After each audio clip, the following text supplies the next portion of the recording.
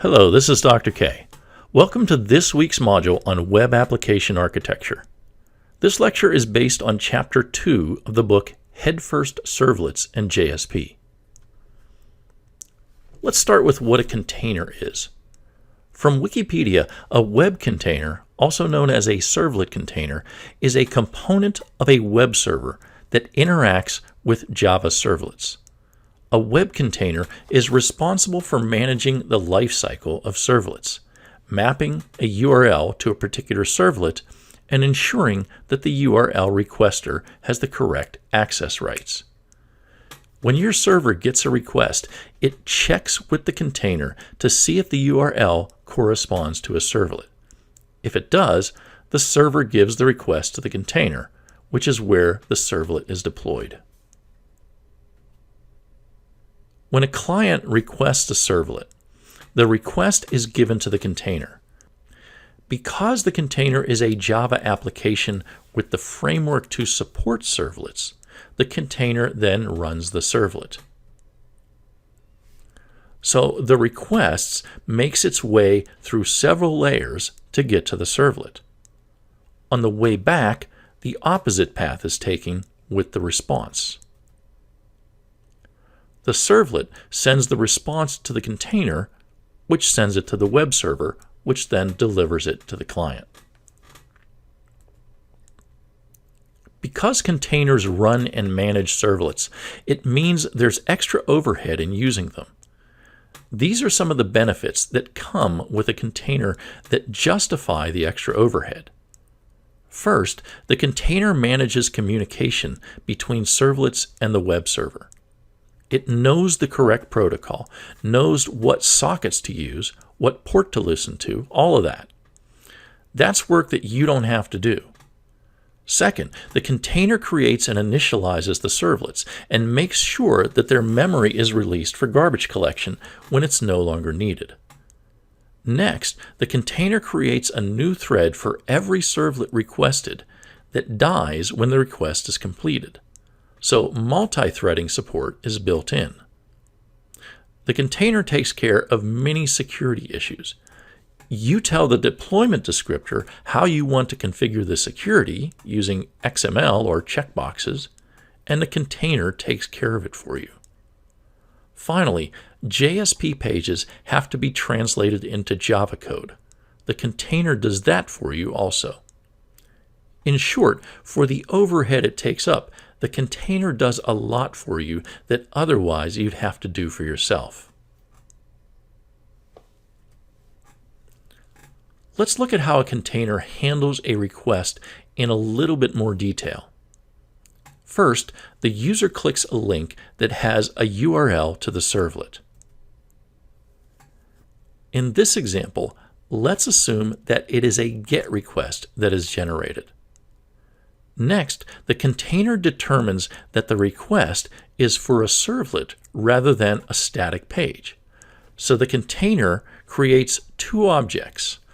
One, an HTTP servlet request object, which the container populates with information from the GET request.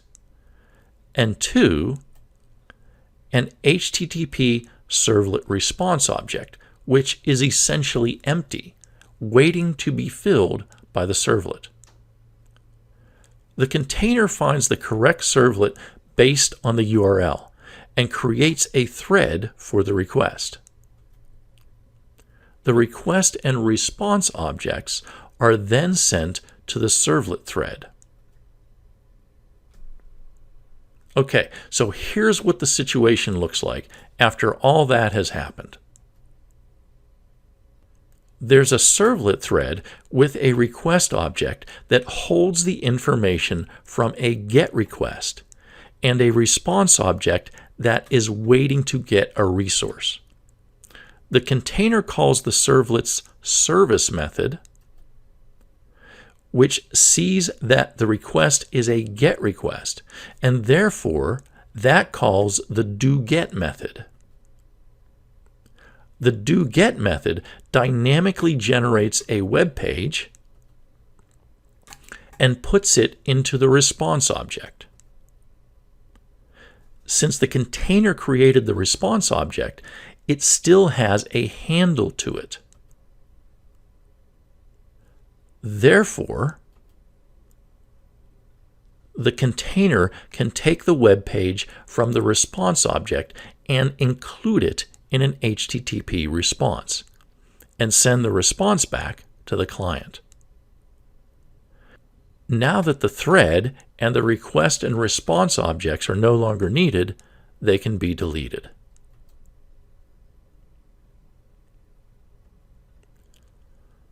A servlet in a Java web application has three names to keep track of. It has a public URL name that is known to the client. That's going to tell the client how to access the resource they want. And then there is the internal name, sometimes called the deployment name. That's only used by the application. And finally, there's the class name, which is the fully qualified Java name of the servlet. The different names help with maintenance and security. They keep clients from trying to type the servlet path directly into the address bar, and they help developers who want to modify their directory structure without worrying about the servlet class names. This XML code is part of a deployment descriptor, typically the web.xml file. The servlet tag is used to map the class name to the internal name, and the servlet mapping tag is used to map the public URL name to the internal name. Since the container knows all three names, it can quickly determine whether a particular URL refers to a particular servlet. The model view design pattern is central to most web applications. In a Java web application, the model is made of regular Java classes. The model holds the business logic of the application. It provides methods for accessing and updating the state of the application. The model talks with the database, and it is the only part of the system that should communicate with the database. The view is responsible for the presentation. The view in a Java web application consists of the JSP pages that will become the HTML that the client sees. The view gets information about the state of the model from the controller.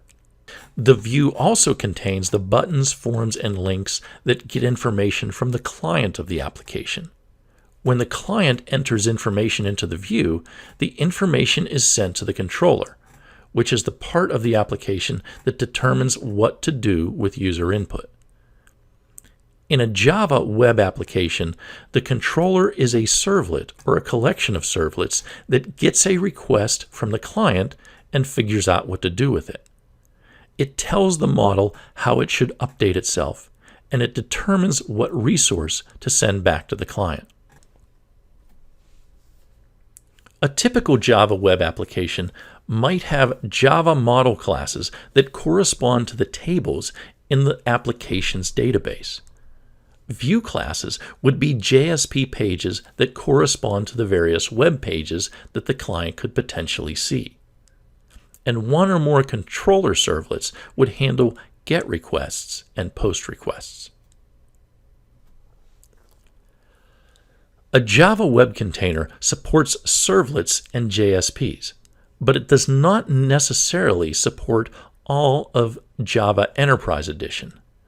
Java EE is a specification that includes not only web components such as servlets and JSPs, but also business components such as Enterprise Java Beans and other technologies, particularly those that you might want to use when building the model part of your model view controller application.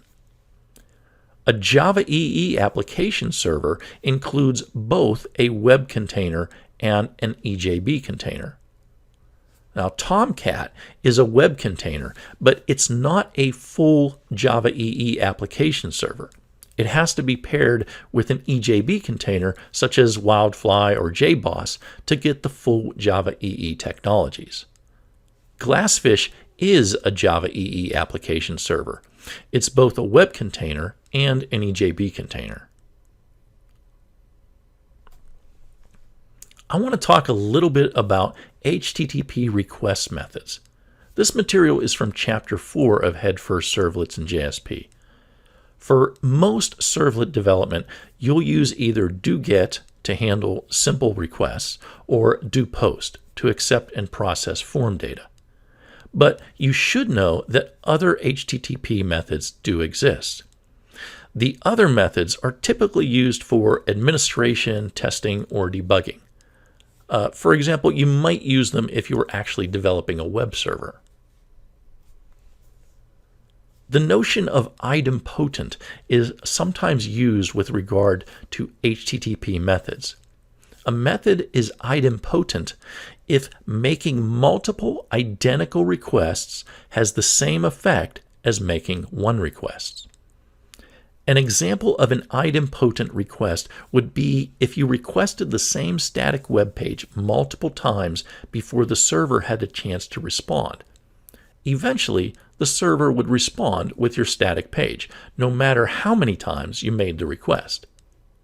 An example of a request that is not idempotent is one where you hit the purchase button on a web page twice before the page reloads, and you end up buying 2 products instead of 1. Now, that's something you don't want to happen. According to the HTTP specification, the GET method is idempotent, while the POST method is not. You have to be a bit careful about this. Technically, you can send any information with GET that you can with POST. So you can implement GET in such a way that it is not idempotent. But if you do things that way, you're violating the specification for the GET method. Not only that, but you should also consider the fact that POST is not idempotent, and you should really develop your web application so that situations like hitting the purchase button twice are handled gracefully. After all, you don't want to upset your customers. And that's it for this video on web application architecture, with a little bit of request methods thrown in there. I hope to see you in the next video.